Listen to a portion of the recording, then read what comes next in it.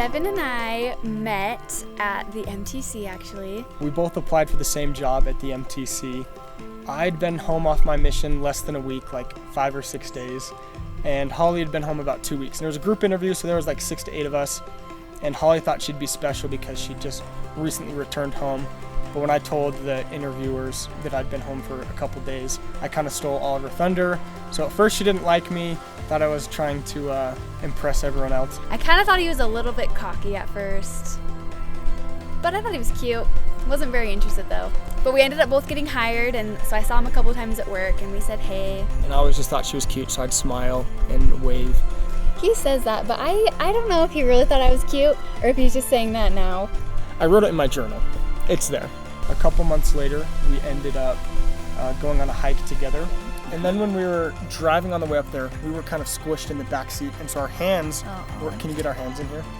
Our hands were actually like this in the car ride, kind of. And she kind of did this little number where she grabbed my hand. And so I was like, whoa, what is going on with this girl? But I ended up holding her hand back. And then we just kind of flirted the whole way up the trail. That's not true. All 17 miles worth, we just talked and really got to know each other. That's true. There was definitely a strong connection. That was like the first time I ever thought about Devin in a different way, like more in a romantic way. I thought he was really attractive. He was really funny. So that's really like where our relationship started, and that was a couple months later. And that, I don't know, we just really connected. There was definite chemistry on that hike. And we were all at the top watching the sunrise. It was really cold, so we were a little snuggly. And I remember him kissing me on the cheek. And again, I was like really shocked. I was like, what? I just barely, this is our first time ever hanging out. Like, what is he doing?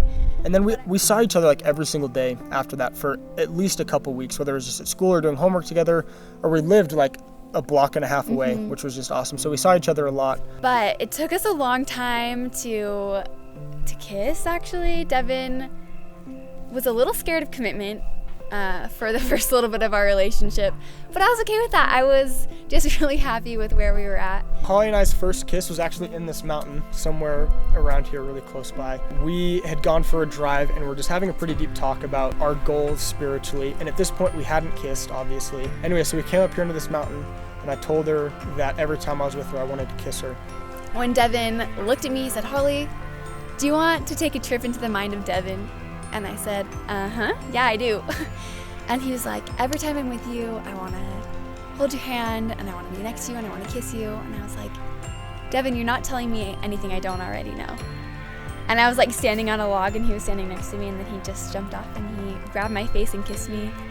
And it was like a movie. And I have actually known for a little bit of time that I wanted to marry Devin. And just felt like I just needed to be patient and let Devin be ready when he was ready. So as soon as Devin realized that he wanted to marry me, it kind of happened pretty quick. We started talking about rings and dates and when we could do it all. So leading up to the engagement, I had to kind of plant some seeds of dishonesty in our relationship. Yeah, he lied to me for 3 weeks straight.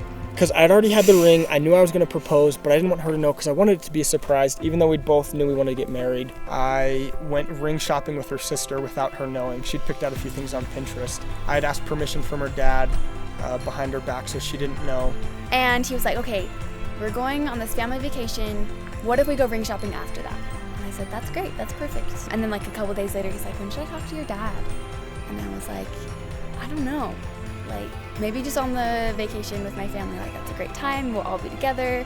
He's like, oh, good idea, I'll just talk to him then. And then he told me that he had to be late to our family vacation because he had this work meeting, and that made me so sad. But I believed him. His boss talked to me and said that he was sorry. I genuinely thought he had a work meeting, but turns out that was just a cover. Instead of driving down with her family, I told them that I had a work meeting. Her whole family knew though what was going on, so I had to drive down separate. And I took my best friend, Sam Lee, who plays the guitar, and we had planned this out from a long time ago that he'd play the guitar at the proposal. So I had the ring, I had her father's permission, driving down to St. George, heart was racing 1,000 miles an hour, finally got down, decorated the house that her family had rented with 8,000 rose petals and close to 300 candles, just made a trail, so when she came home, she opened the door and just saw a trail, and I think she knew pretty quickly once she saw that, and I was waiting at the end of the trail. And I told her how much I loved her and how much I wanted to spend the rest of my life with her. And she said yes. I'm just really excited to spend the rest of my life with Devin.